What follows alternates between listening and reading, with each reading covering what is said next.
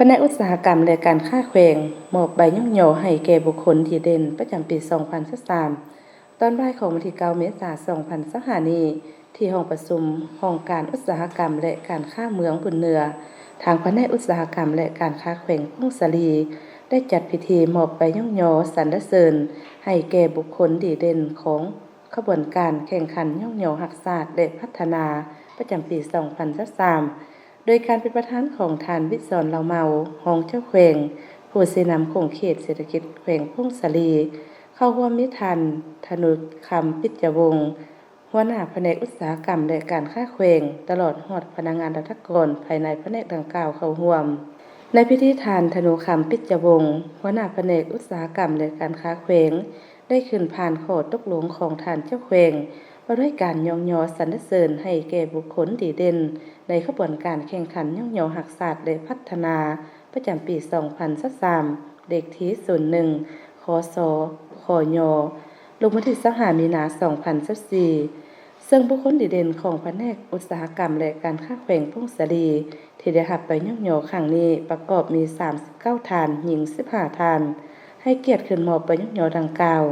โดยแม่นท่านพิศรเหล่าเมารองเจ้าแขวงผู้ชี้นำของเขตเศรษฐกิจแขวงพงศลีและผู้ได้รับการย่องโยดังกล่าวขึ้นรับตามลำดับ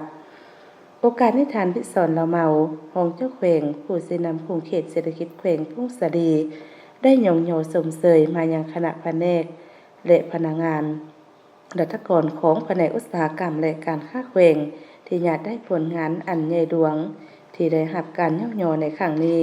พร้อมทางเรียกร้องมายังผู้ได้รับการย่องโยครั้งนี้สืบต่อรักษามุนเสื้ออันดีงามมีความยืนยงตลอดไปทั้งเป็นบทเรียนอันดีงามให้แก่พนักงานสมาชิกพรรคทุกสหายได้เรียนรู้ได้ถอดถอนบทเรียนและพร้อมกันสืบต่อเอาใจใส่บุกบืนสู่ชนสร้างผลงานให้หลายขึ้นกว่าเก่าทั้งออกแห่งพึกผลดลอมตนเองในทุกด้านให้กลายเป็นพนักงานสมาชิกพรรคที่ดีเด่นของพรรคของการจัดตั้งทางกวดการและปรับปรุงด้านอ่อนข้อคงค้างของตนในระยะที่ผ่านมาให้มีการหันเปลี่ยนดีขึ้นกว่าเก่าเพิ่มทวีความรับผิดชอบการเมืองให้สูงขึ้นกว่าเก่า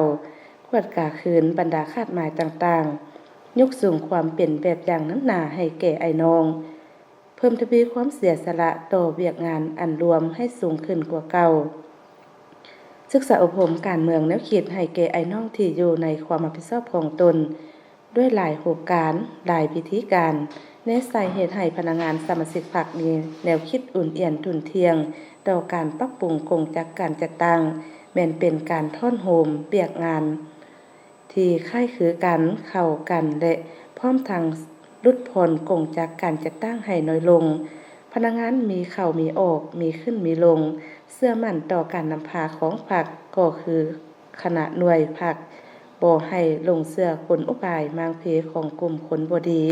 และบ่ให้ลงเชื่อห่างเสียงสังคม